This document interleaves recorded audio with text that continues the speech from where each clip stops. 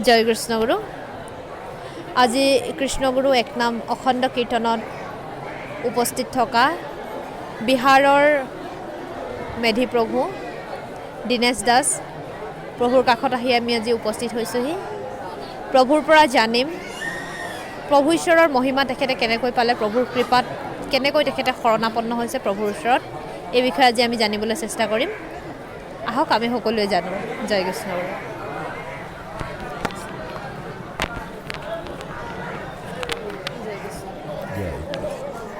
जय कृष्ण।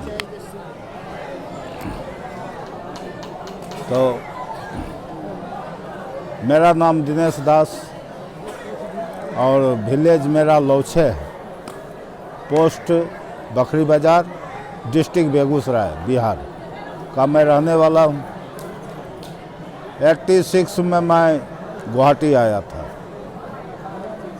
और गुवाहाटी आने के बाद मैं छोटा सा दुकान गुवाहाटी में छोटा सा दुकान किया था और सारा दिन मैं घूमता ही रहता था और शाम सवेरे मैं दुकान चलाता था। इस दुकान चलाने के दरमियान में हम बेलतला 3 आली में हम बराबर जाते थे। वहाँ नरहरि दास प्रभु कृष्ण गुरु भक्त थे, उनके माटी में कुछ बिहारी लोग रहते थे। जब दास प्रभु आते तो बिहारी प्रणाम करता। मैं तो नहीं जानता था कि ये मेरा कृष्ण गुरु भगत है या कौन है, नहीं मैं नहीं जानता। लेकिन उठकर जब खड़े हो जाते तो हम पूछते ये कौन है, तो मालिक है, ऐसे बोलता था। मालिक है? कौन मालिक है? तो ज़मीन मालिक है, ये माटी मालिक है। तो ऐसे जब वो आते थे तो सभी चरण छू के प्रणाम करता था, क्योंकि वो लोग भगत था। मैं उनको बिहारी लोग 1-2 आदमी था जो नाम पहले लिया था, तो मैं उनको प्रणाम नहीं करता था, क्योंकि मैं उनके बारे में कुछ जानता भी नहीं था। लेकिन आते थे तो प्रणाम करता था, मैं पूछता था उनसे और वो सारी बात कृष्ण गुरु के आश्रम जाना है, भगत बहुत है। मेरे ईंटा का भट्ठा था उनका, ईंट का जो मजदूर लोग रहता था वो बनाने के लिए, तो वो लोग भी कृष्ण गुरु भगत था। सब बंगाल का था, कुछ बिहार के भी लोग थे। तो हमको जो है सो कहने के लिए ना कहते चलिए भट्ठा पर, ईंट बनाता है मजदूर लोग, तो वहाँ चलिए। तो वहाँ जाते थे तो वहाँ मैं उनका नाम घर था, तो उधर घूमने के लिए हम जाते थे तो नाम घर देखते थे। लोग हमें बोलते थे कृष्ण गुरु का आप नाम लीजिए, आप बिहार को रहने वाले हैं, आप बहुत खराब लोग हैं, प्रभु आपको रक्षा करेगा। मैं कृष्ण गुरु नाम से बहुत नफरत करता था। क्या ईश्वर है? कौन है कृष्ण गुरु? ईश्वर कहाँ है? यही सब मैं कहता था। जब कृष्ण गुरु का नाम ले तो हमें गुस्सा आ जाता था। मैं गुस्सा से कहता था क्या कृष्ण गुरु करते रहते हो।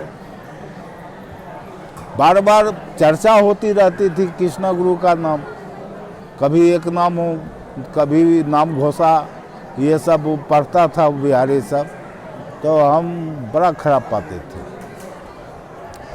उन्होंने कहा कि ये माधव देव का लिखा विनोबा जी भावे ने अनुवाद किया था नाम घोखा, वो नाम घोखा हमको दिया पढ़ने के लिए। मैं 6 महीना तक नाम घोखा पढ़ा। नाम घोखा के बाद हृदय में जिज्ञासा हो गया कृष्ण गुरु आश्रम, कृष्ण गुरु को देखने के लिए। कृष्ण गुरु ये लोग बोलता है ईश्वर है, तो देखते हैं ईश्वर कौन है। ईश्वर तो मैं हूँ, क्योंकि मैं ताकतवर हूँ, मैं बलवान हूँ। यही मैं सोचता था। मेरे पास मान लीजिए सब शक्ति है, मैं बदमाश हूँ, हमारे डर से मार्केट के लोग डरता है। यही सोचते थे कि ईश्वर मैं ही हूँ। ईश्वर कौन है? ईश्वर कुछ नहीं है, यही सोचता था। और लोग कहते थे आपके ऊपर दुश्मन बहुत लगा हुआ है, एंटी पार्टी है, ये कभी आपको कुछ हो सकता है, इसलिए कर आप नाम लीजिएगा ना, प्रभु आपको कृपा करेंगे, कुछ नहीं होगा। तो यही नाम घोषा से मैंने पढ़ते पढ़ते ये ध्यान आ गया कि कृष्णा गुरु के बारे में, चलो आश्रम देखते हैं। और हमें ये महसूस हुआ कि प्रभु अगर ईश्वर हैं, अगर वो ईश्वर है तो मेरी मन को बात को जान जाएंगे। अगर वो मेरी बात को, मन की बात जानते हैं, तब मैं जान जाऊंगा कि वो ईश्वर है, और नहीं तो ईश्वर नहीं समझेंगे। मैंने उनको कहा ठीक है आश्रम चलो, मैं जाऊंगा। तो इस दरमियान में वो बार बार हम कहने लगे कि चलो आश्रम, गुरु को देखेंगे, तुम्हारा गुरु कैसा है।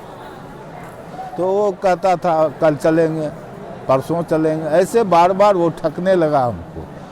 अब हमें लालसा हो गई प्रभु को देखने की, और वो बार बार हमें तिरस्कार कर रहा है कि अभी नहीं, अभी फुर्सत नहीं है, यानी बहाना मार रहा है। तो इस तरह की बात वो करने लगा। जब एक दिन हमको गुस्सा आ गया, कहा कि जाना है तो चलो, नहीं तो बोलो पता दो एड्रेस, मैं खुद चला जाऊंगा।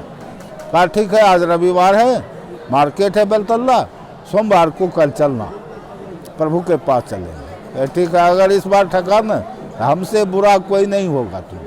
हाँ, ये बात मैंने उनको कहा ठीक है, कल आज मार्केट के बाद जो है कल सोमवार को चलना, सवेरे हम लोग तैयार रहेंगे, चलेंगे। मैंने कुछ बिहारी लोग थे वहाँ पर, मैंने उन लोगों को कहा कि आश्रम जाना है, देखना है कि गुरु ये बोलता है कि कृष्ण गुरु ईश्वर है, तो ईश्वर को देखेंगे। अगर ईश्वर है तो हम समझ जाएंगे कि हमको मन की बात जानता है, तब ईश्वर समझेंगे। तो लोग भी कहा कि भैया आप जा रहे हैं तो हम भी चलेंगे। हमारे साथ 14 आदमी आए। उस समय नामघर और शरणगिरी बहुत छोटा था, वृक्ष था, वो बहुत बड़ा बरगद का वृक्ष था इस जगह, और चारों तरफ पानी, खेत ही खेत था, धान का खेत। प्रभु रहते थे पुराने घर पर। मैं वहाँ से आया यहाँ, तो गए पुराने घर पर। प्रभु देखे और कहे कि तुम लोग 1 बजे हम आएंगे आश्रम, तुम लोग वहाँ चलो। बस हम चले आए इधर। हमसे तो प्रभु से बातचीत थी नहीं, जो उनको जानते थे वो उनसे बातचीत हुई। हम लोग आश्रम आए, आश्रम में आके प्रभु 1 बजे आए शरणगिरी में। 14 आदमी जो बैठे थे, मैं एक साइड कोना में बैठ गया। बैठ जाने के बाद जो है सो प्रभु आए और सबको नाम देना शुरू कर दिए। 13 आदमी नाम ले लिया, 14वां हम बचे हैं। मैं ये देख रहा हूँ कि अगर ये ईश्वर है तो मुझे बुलाकर ये नाम देगा ना, तब मैं नाम लूँगा। अगर ये हमको नहीं बुलाते हैं, मैं नहीं समझूंगा कि ईश्वर है। 13 को तो नाम दे दिए, 14वां में वो हम बैठे हैं। प्रभु हमको मुख देख रहे हैं। हमारे मुंह को देखते देखते प्रभु एक बार कहे बाबा एफलैया, हम चले आए। प्रभु के पास आए तो प्रभु हमको नाम दे दिए। मैं कहता हूँ कि ये क्या चीज़ आपने दिया है, ये इधर कान फूंक दिए हो तो ये क्या है, मैं नहीं कुछ जानता हूँ। प्रभु कहते हैं कि कृष्ण गुरु नाम भाल करे लेबी रे, ये रकम नाम लो भी हैं। हम असमिया उतना समझ भी नहीं जानते थे। हम कहे क्या ये बोल रहे हैं, भाल करे नाम लो भी, क्या बोल रहे हैं। तो एक भगत था उस जगह, वो बोल रहे हैं कि प्रभु बोल रहे हैं अच्छा से नाम। अरे मैं तो बिहार में रहता हूँ भाई, ये असम में रहते हैं, तो इनको नाम लेने देने से क्या फ़ायदा मुझे मिलेगा, हैं बोलिए। ये हम आखिर इनको सेवा कैसे करेंगे, सेवा करेंगे तो मिलेंगे कि नहीं मिलेंगे। तो प्रभु बोलते हैं मैं असुना है, तू क्यों चिंता करी सा। हम कहते क्या बोल रहे हैं ये। तो वो एक भगत बोलता है कि बोल रहे हैं प्रभु तुम चिंता क्यों करते हो, हम है ना, तो बिहार में मिल जाओगे क्या। हाँ थापना पत्र भी। तो थापना का मतलब क्या होता है। तो भगत बोलता है कि हम बता देंगे आपको। प्रभु कहते ए तू भाल करे बुझाई देवी रे, थापना की रकम से तू भाल करे बुझाई देवी। तो हम कहे थापना क्या होता है, तो थापना पाती भी, पातने का मतलब क्या होता है, हम तो जानते नहीं थे। तो थापना बांटने का मतलब क्या होता है? तो प्रभु बोलते हैं थापना बनाने के लिए बोल रहे हैं, थापना बनाएगा तुम। तो हम बनाएंगे? कहा तुम बनाना। कैसे बनाएंगे? कहा कि हम बता देंगे, वैसे बनाना तुम। थापना में बनाने से क्या होगा? तो मैं असुन मैं वते थाकिबो, क्या बोल रहे हैं? मैं थाकिबो। हाँ, प्रभु बोल रहे हैं थापना बनाएगा तो मैं वहाँ रहूँगा। आप वहाँ रहेंगे, यहाँ कौन रहेगा? तो प्रभु बोलते चिंता क्यों करी साहब, मैं आसू ना, मैं आगुते कहूँ तुम्हें थापना बना भी मैं आसू ना तुम्हारे लोगते। अच्छा ठीक है, आप बोलते हैं तो मैं थापना बनाऊंगा, और थापना बनाऊंगा ठीक है। अगर नहीं मिले तब तो मैं उखाड़ पुखाड़ के फेंक दूंगा सबको। कहा कि नहीं नहीं चिंता क्यों करी साहब, मैं आसू ना। तो ठीक है, नाम तो ले लिए। नाम लेने के बाद हम चले गए बेलतल्ला। बेलतल्ला में 2 दिन के बाद हमारे ऊपर केस उस था। घर से खबर आ गया कि आपका केस फाइनल होने वाला है। मैं घर चला गया। घर गया तो 1 बजे रात में उतरा घर पर स्टेशन में। अंधेरी रात थी, रास्ता बड़ा भयंकर था। बदमाश का भी डर था कि एंटी पार्टी मिलेगा तो मार देगा, और भूत प्रेत का भी डर वो था हमको। भूत जिसको हम लोग बोलते हैं प्रेत, उसको भी डर था कि रास्ते में ये अंधेरी रात में हम जाएंगे तो कहीं हमको कुछ कर ना दे। लेकिन एक हिम्मत थी कि प्रभु बोला था हमको कि हम हैं तुम्हारे साथ, चिंता मत करो। इतनी बात तो हमको याद आ गया कि प्रभु तो बोला था कि हमें कोई कष्ट होने से हमें स्मरण करना, हम तुम्हारे साथ रहेंगे। प्रभु बोला था। अब देखते हैं कि है कि नहीं, वो देखते हैं। स्टेशन से 3 किलोमीटर की दूरी में मेरा घर पड़ता है। चारों तरफ घना वृक्ष था, बीच में रास्ता था। उस रास्ते से हमको घर जाना है 3 किलोमीटर। मैं 1 बजे रात को उतरा और चल दिया। चल देने के बाद जब सुनसान जगह पर गए ना, तो याद आ गया कि यहाँ प्रेत रहता है। शरीर सन्नाटा हो गया, पानी पानी हो गया, पैर आगे नहीं बढ़ने लगा। पैर जब नहीं बढ़ने लगा तो हमें डर हो गया, भय हो गया। अब मुसीबत में फंस गए, ना आगे जाते हैं ना पीछे आते हैं, भारी चक्कर है, अब कैसे इस जगह जाएं। तब उस समय प्रभु को मैंने स्मरण किया। प्रभु आपने कहा था कि मैं तुम्हारे लोगते थाकिबो, तो अभी तो संकट आ गया प्रभु, अब क्या होगा? अब हम घर कैसे जाएं?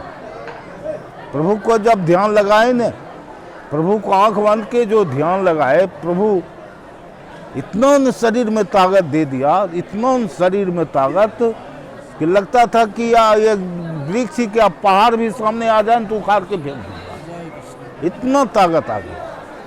अब भय कहाँ है और प्रेत कहाँ है? कोई डर नहीं। पीछे से ऐसे जोर से धकेल दिया ना, हम चलते रह गए। जो पैर उठ नहीं सकता था, हम खूब तेजी से चल दिए। जब फिर थोड़ा दूर गए हैं, फिर उस जगह याद आ गया वही प्रेत का। फिर शरीर सन्नाटा हो गया, भय हो गया अंदर।